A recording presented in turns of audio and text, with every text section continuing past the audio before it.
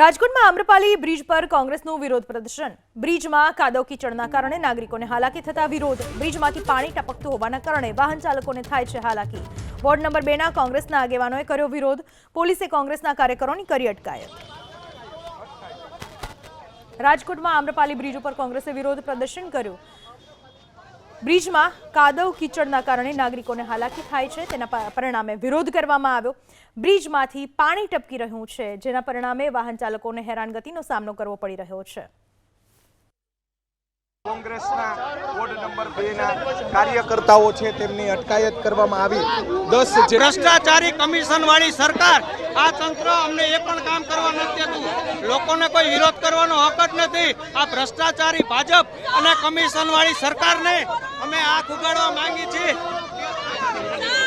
ભ્રષ્ટાચારી શાસકોનું તાનાશાહી જોઈ લો, પોલીસે કાર્યકરો બનાવી